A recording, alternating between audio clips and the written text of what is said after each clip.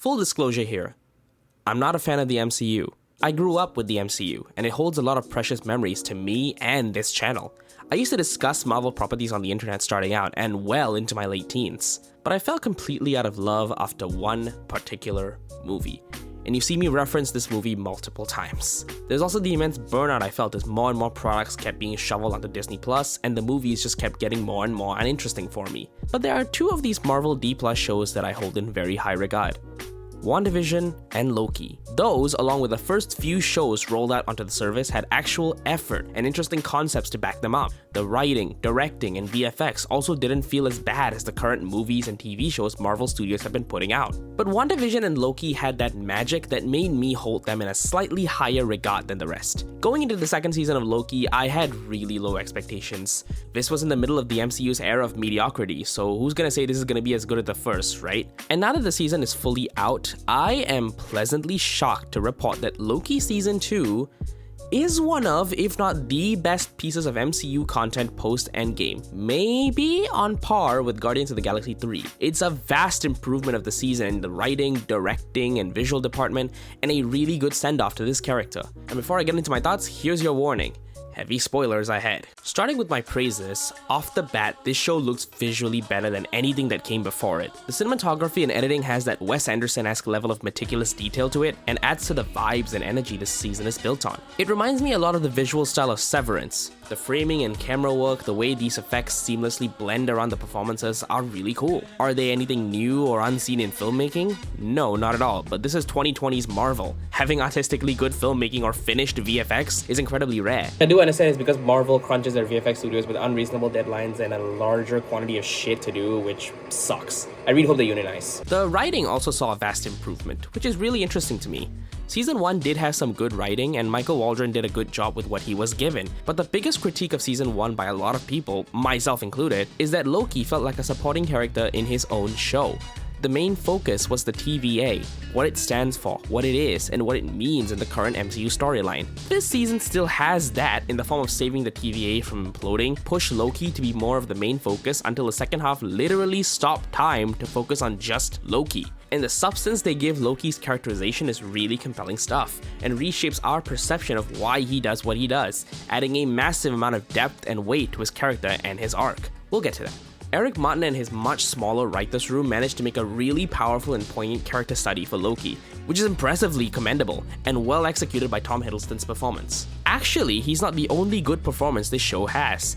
Everyone did great. Ke Huy Quan, fresh off his Oscar, hopping into a Marvel property was a little but he was allowed to be just a smarter version of Wayman that didn't overstay his welcome. He was knowledgeable, his delivery made me smile a lot, and his chemistry with the other leads is really cute. I really like Sofia DiMartino's performance as Sylvie. Her character leaves a lot to be desired because it feels like Eric and his team don't really know what to do with her until the second half. Regardless, she does have a nice moment where she comes to terms with her obsessive nature with finding the Kang variants and learns to let one of them help her and Loki. And in the second half, she's integral to its themes and emotional hooks. I never found Kang much of an interesting character, and what little I saw of Quantumania proved my point. He's set up to be the big bad at this storyline, but I'm not sure how that's gonna go. But I think this show sold me on the idea that this guy is not some villain of the week. Loki's mental breakdown regarding Kang in the first episode and how they spent the first half of the season regarding Kang as the end-all be-all of the TVA is really cool. The second half of the season flips that on its head, but we will get to that. Either way, Jonathan Majors' performance as this meek, timid, anxious variant was very convincing that I initially wasn't sure if this was a character acting thing or whether he actually had a stuttering problem. It's cool that he ended up being part of a self-fulfilling prophecy, being the one to write a book that he himself got inspired by at a young age. Come to think of it, the way the show handles time loops is really good, as it all ends up being really self-contained and works within the overall narrative. Oh, and one more thing I want to compliment.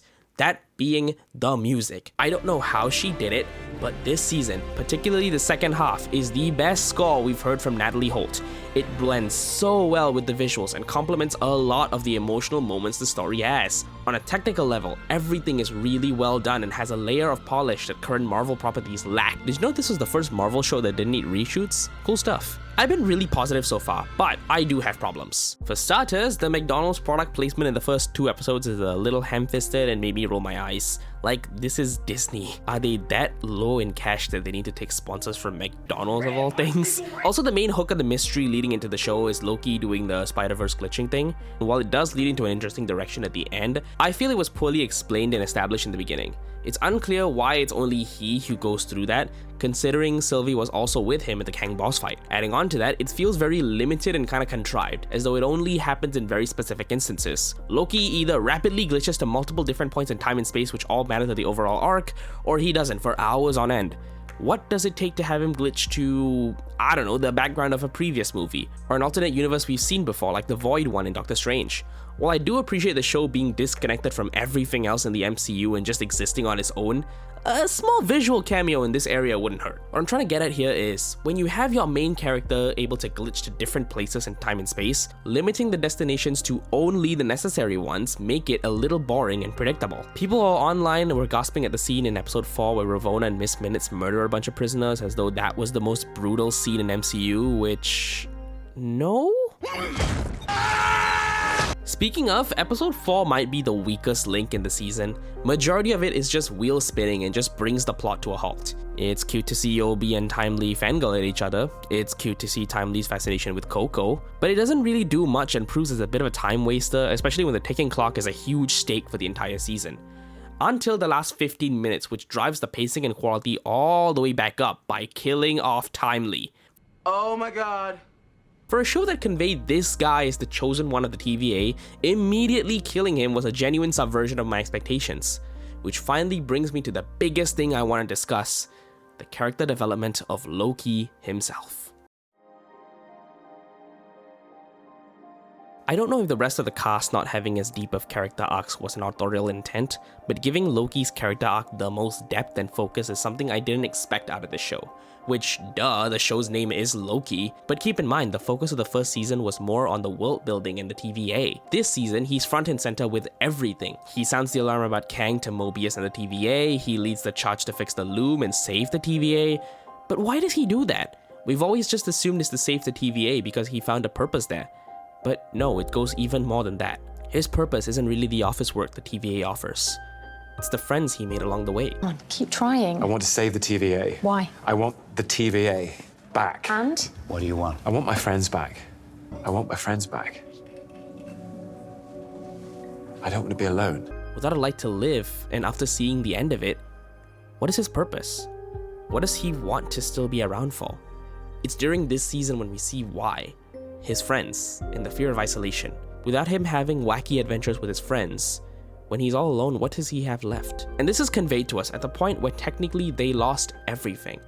Episode 5 occurs in a branch where they actually failed and he lost all of his friends. So while he's trying to get the band back together, the show takes its time to deconstruct the why of what Loki is doing after Sylvie grills him on it. It is here that Sylvie actually gets to shine as the one asking the hard questions to pick apart his character, which I can get behind. And this motivation is what brings him through the rest of the episode and then next, as he learns to focus on what matters most to him, his friends, to essentially Nightcrawler himself through time and space. Which brings me to another subversion this show does in its ending.